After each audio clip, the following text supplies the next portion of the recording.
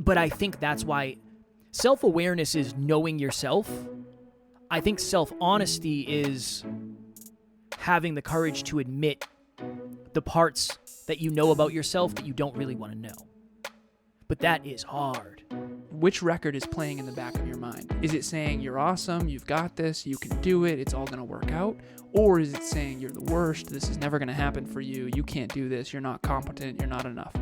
And if the answer is the first one, then you most likely are consistently up against letting yourself down. Next Level Nation, welcome back to another episode of Next Level University, where we help you level up your life, your love, your health, and your wealth. My goodness. It is, we're recording this episode. It's Friday. It has been one heck of a week.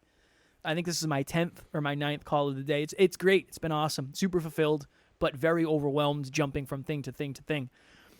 Today, I hear you just got off of a really good podcast. I got off of an interesting podcast. I'm going to leave it at that because I don't want to throw anybody under the bus, but it was interesting to say the least. Today, for episode number 1756, self-awareness versus self-honesty.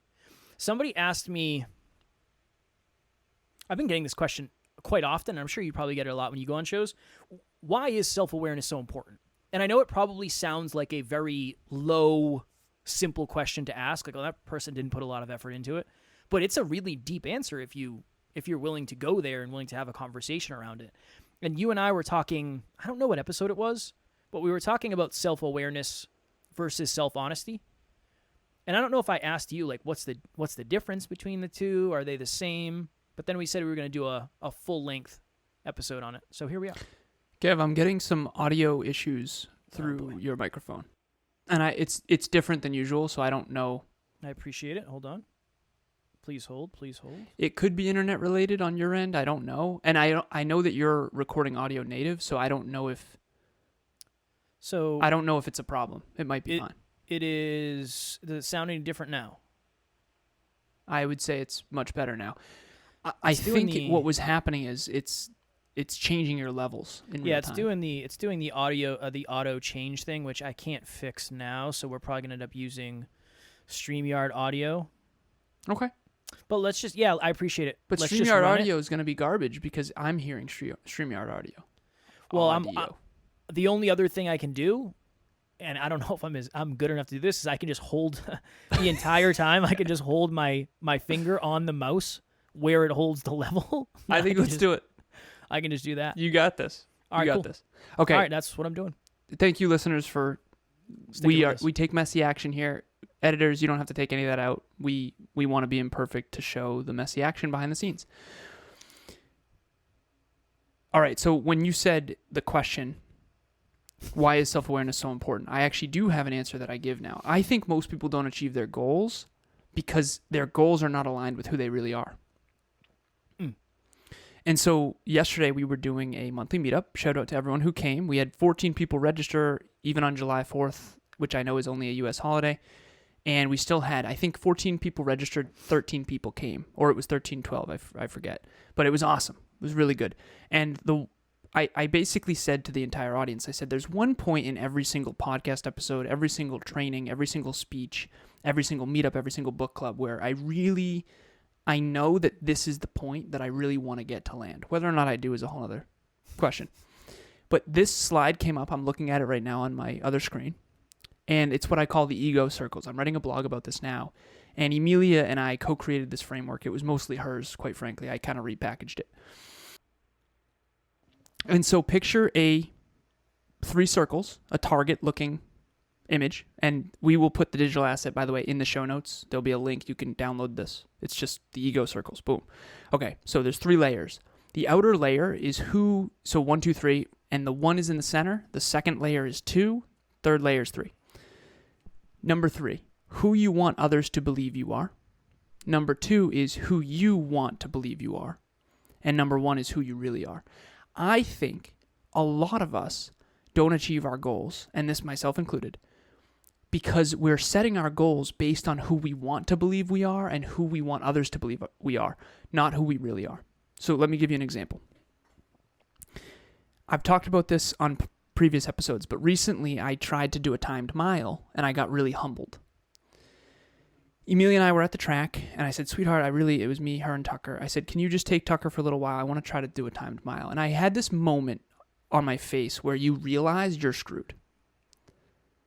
And it reminded me of my cross country and my track days, where right before I remember there was this one time, Kev, where my coach, you know this person, Mr. Halsey, and he said, all right, we need Keith to get second. No, we need Keith to get first. We need, someone else to get second, and we need Alan, you need to get third. And these runners, it was winter track, are way better than us. In order to win the meet, Alan, you have to get third. You need a clean sweep. Dude, this is a tiny little indoor track. And so it was the 300-meter dash, so I think we ran around the track, 3 or 4 times. And the first lap, we were good. I was on par for third. And by the middle of the second way around the track, I was like, there's no possibility. There's no chance that I can get third. I'll shoot for fourth. No chance I can get fourth. I'm going to shoot for fifth. I kid you not, all 3 of us, after Keith didn't get first, the other guy didn't get second, and I did not get third. And all 3 of us, I kid you not, are outside in the back parking lot puking after the race. No joke. It was brutal. But anyways, so there's that moment that we all have. You either get it after the thing or you get it before. And so I'm about to do a timed mile, and I got the gut check. I got the moment of truth. I got the fear moment of, I'm going to shoot for 6. I think I can get 6. I think that's possible. Worst case, I'll do 7. And most likely I'll land around 6.5 minute mile. I've been working out. Awesome. Go me. Big legs. Awesome. 6'2". Emilia's like, come on. I can see the doubt in your eyes. Like, you got this. And I'm like, I don't know if you understand what a 6-minute mile is, sweetheart. I don't got this. And intuitively, I know I don't got this. But yeah, and she got me pumped up, and I was like, yeah, let's do it. She said, worst case scenario, you'll eat the humble pie. So I ended up with a 7:10. And 7:10 was devastating. And I was trucking, and I'm carrying my phone, which is a terrible idea. I should use my Apple Watch. I'm carrying my phone, but I also want my music with me. And I look down. I'm on the last lap. And I look down, and I go, are you kidding me?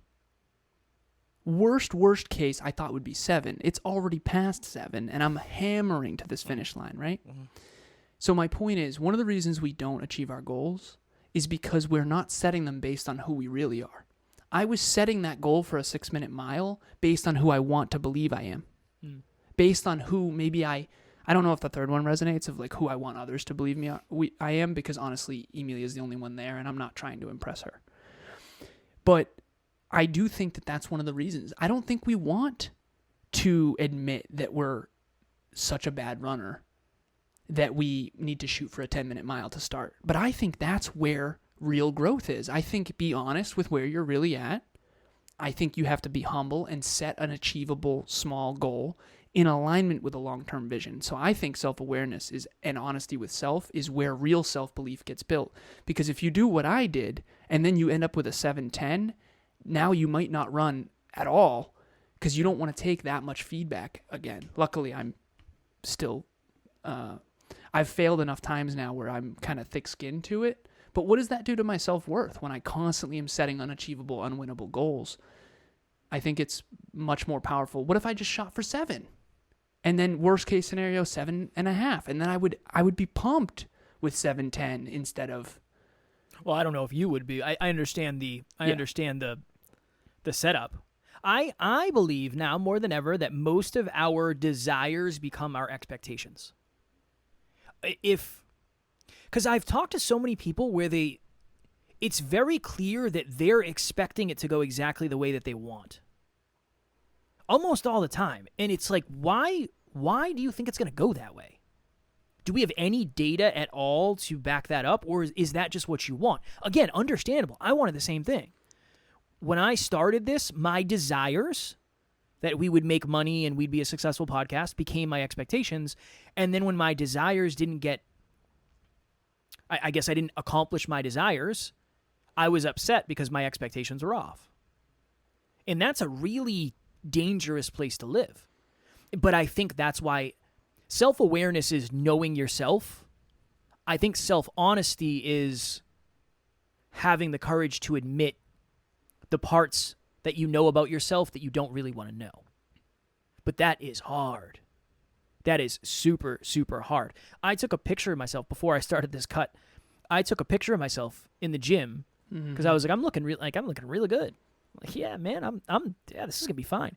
And then I looked at the picture, and I was like, oh my god, no way, that can't possibly be the way I look. I know. It's The so mirror, bad. the mirror is against me. It's not just the mirror, dude. These iPhones, they show everything. Well, I'm not going to blame the iPhone, but I do need to. But that's good because that's the truth. I know. And I that's took a the hard picture thing. yesterday at the track with Emilia, and I couldn't use it. It was unusable of my stomach. I couldn't believe it. And it's again, like, I know Alan Yeah. and I are Yeah. maybe we're in shape. Again, this isn't about that. It's about our standards versus our realities and what we have allowed. So this is an us thing. Let us have this. thank you for that disclaimer. We've got standards. So you've got a goal, and then you've got standards, and then you've got expectations. And none of them line up. Right. And then you go and get feedback by taking action, and it's never what you hoped. Almost never. I mean, very rarely do things go better than you hoped. Well, but they might for you if you assume the worst, right? Right. So and this comes down to the Drive to 5 of, I assume things will go well by default. We did the fishing episode where I'm always assuming it's a fish. Kevin always assumes it's a log. I think that's a really cool metaphor. Yeah, same. And there might be, I guarantee you, Kevin had fish on more than he thought, and I guarantee you I caught more logs than I wanted to admit to myself. And I think this is the unconscious record we're all playing in the back of our mind. Hello, NLU listener. Thank you, as always, for listening to Next Level University. Real quick, I just want to jump in and let you know about the Next Level Dreamliner. This is a journal that I use every single day. Achieve your dreams 90 days at a time. It breaks down your dreams into goals, milestones, and daily habits. We hope you enjoy it. The link will be in the show notes. Kevin and I gave a speech in Pittsburgh once to a pretty good group of college students. And I remember saying, which record is playing in the back of your mind? Is it saying you're awesome, you've got this, you can do it, it's all going to work out? Or is it saying you're the worst, this is never going to happen for you, you can't do this, you're not competent, you're not enough? And if the answer is the first one, then you most likely are consistently up against letting yourself down. So I'm on that end. I think things will go well. I'm usually pretty let down. I think as I've matured, I've gotten closer to center. Kev thinks things are going to go horribly wrong, and then he pleasantly surprises himself most of the time. And then a lot of times he swings over, just like I swing under, and it's this pendulum that keeps happening. But ultimately, if you set your goals based on true, honest self-assessment, I do feel like more often than not, you'll get closer to the target. I would agree. And if you're further away from the target, it won't hurt as bad. And that's the really challenging thing is I don't want anyone to limit themselves based on their own belief in themselves, but sometimes limiting yourself based on your own belief is not a bad thing because it sets you up for more success and less failure. But it's such a challenging thing. The first time I gave a speech, I was more prepared than I thought. But I'm sure for every time somebody's more prepared, somebody's less prepared. But if you think you're going to crush it and you don't, it's wonky. So today I'm going through this today's been a weird ass day. I did a speech for one of Evan Carmichael's groups 4th of July, so Thursday. Went awesome. I felt really good. Got great feedback. A bunch of people booked free calls, DMs, awesome. Then I had one of those calls today, and it was just amazing. And I can understand why if I did 10 calls like that every day and I was getting the love and the admiration and all of that, I would probably believe in myself a ton. And you'd end up delusional. Well, definitely. And then when you try to time a mile, you'd get all the humble pie. Well, I wouldn't do that. I know better. But I purposely try really hard to do things that are outside of my zone of greatness, for lack of better phrasing, because I need to eat the humble pie. Because have you ever met someone who maybe is living that life where they're just winning at everything at this point because they spent a decade grinding and they're really winning in one narrow area really, really well. And yes, they're really good at that thing. But they have such a massive delusional... It's almost like they think they're good at everything because they're really, really, really competent in that one area. But that's also the narrow area they kind of stay in. And you just want to, hey, can we get in the ring and just spar for a little bit so that you can realize that this doesn't translate to everything? And again, that's more of a metaphor than anything. I'm not saying to actually fight anybody. But the point is I'll give you an example. I remember one time I did a triathlon. And I told someone else who's a triathlete about this, and I was telling the story about how the run, when you get off the bike, picture running with bricks in your shoes. That's what it feels like. It was so bad. And I said I hit the wall, and this person genuinely said, oh, in a sprint, you should never have been hit the wall at all. And I remember thinking to myself, lady, I don't do triathlons. I did this on a whim. I had this moment. My ego said this inside me. You need to come to weight train with me. I really need you to come to the gym for a sec and understand what I do. Because this triathlon thing, this is all you do. Mm. And I stepped on and did a triathlon. The fact that I even finished the thing is awesome. But she's gotten so delusional that she actually thinks me hitting any wall with a sprint because she does Ironmans is like something to poke fun at. That's like us being like, oh, one episode a week, that's a joke. You know, or you should never forget what you're about to say. Like, even though I forget what I'm about to say all the time. Constantly. It happens. She's just delusional because she doesn't do things that are hard for her anymore. I like to go into your ring and do things that are new because it gives me humble pie again. That's why I do the timed mile. I'm not a runner. I don't run often. I'm doing a 5K this weekend because I want the humble pie. I want to see if I can get under... I'm going to shoot for under 30, maybe get 25. 20 is impossible. No way. Well, how many miles is a 5K? 3 point something? 3.2, I think. 3.1, 3.2. Yeah. Sounds terrible. It will be painful. Runners, my hat is off to you. It's deeply 100%. painful. Deeply painful. I see people hustling down the street, and it's like, I don't see anybody chasing you. It doesn't look like you're chasing anything. Just go back inside. Just go back, and you can always turn around and go back inside if you want. No, I used to be a bit of a runner back in the day. I used to run the circle. We had a square, the town square. I used to run that all the time. I thoroughly enjoyed running. So shout out to anybody putting themselves through. All right, we got to go because two things. One, my left hand is numb because this entire time I've been holding down my mouse. Kudos to you. I appreciate that very much. I had forgotten. I didn't even remember that you were doing that. That's how well you pulled it off. You could podcast while holding that. And looking at I'm checking the levels. If you see me looking at the camera, I'm not looking at the camera. I'm looking at the levels on my other monitor. It's a whole thing. And you're monitoring the time because you know I'll go right off the rails. Yeah, and we are doing 2 episodes in this. It's a whole thing. Alan and I are very overwhelmed, it's great. There's a lot of demand, but I know we want to try to get back to basics and really put the podcast. I don't want to be doing 15-minute episodes every time because obviously they go by very quick and we just don't have the level of conversation. So we'll be better. What's your main takeaway?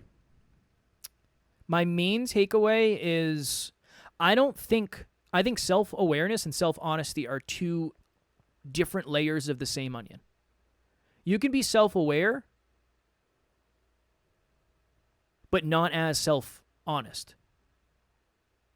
I don't think they're as tied together as I originally thought. You think you can be self-aware without self-honesty? I think you can be more self-aware than you are honest because I think honesty comes from now in the future. You can get to a point where you're 8 out of 10 self-aware and 8 out of 10 self-honest, and then you can just use all the self-awareness that you've learned and not take in any more information. That's what I would say. My only takeaway is it takes a lot of courage to look in the metaphorical mirror. And when you test yourself, you will always benefit even if it hurts in the moment. Because if you think you suck, you'll realize you don't. And if you think you're great, you'll also realize you don't, which is good for you to improve. So that's what I would say is being very honest with yourself about where you really fall on any spectrum or any growth curve is going to help you grow and improve, which I think is where fulfillment comes from. I think fulfillment comes from being very, very honest with who you are. Truth is the way. It just sucks a lot of the time. And when that's the hard thing is we tend to avoid truth when it sucks, but we also tend to avoid truth when it is great for us. You're a really powerful speaker. That speech really moved me. Oh, no, come on. Or you look beautiful in that dress. You look handsome today. Oh, no, come on. When maybe that's the truth. Maybe that's the actual person's truth. That is a subjective truth. And vice versa. Hey, I didn't come and show up today as well as I could have. And Alan, I don't think you did either. It's like, oh. But I'm not saying you didn't. But you didn't. I was kidding. No, I definitely didn't. No, it's all good. This isn't my best, but it wasn't my worst either. So, well, you know what they say about sex. I'm not as good as I once was, but I am good once as I ever was. That song's about sex. You have anything to say? Anything to rebuke? No, I would say doing your best every time is not a thing. Bettering your best is, I think, the path. And you can only do that through self-awareness and self-honesty. Didn't even take the bait on the country song. Okay, Next Level Group Coaching Round 15 is starting. You're listening to this on Sunday, so it is starting Monday, 2 days from today. Use NLU Listener as the discount code. You'll get 30% off. It ends up being, what did we say? $96 per month. 12 sessions, 6 with Kevin and I, 6 with Amy, connection calls in the interim weeks. So 12 weeks of sessions every single week. It comes to, I think, less than $25 per session with the promo code. The link will be in the show notes. Sorry, I had to adjust my sound live while I was doing this because I moved my hand. As always, we love you. We appreciate you. Grateful for each and every one of you. And at NLU United Fans, we have family. We will talk to you all tomorrow. Stay honest with yourself. Next Level Nation.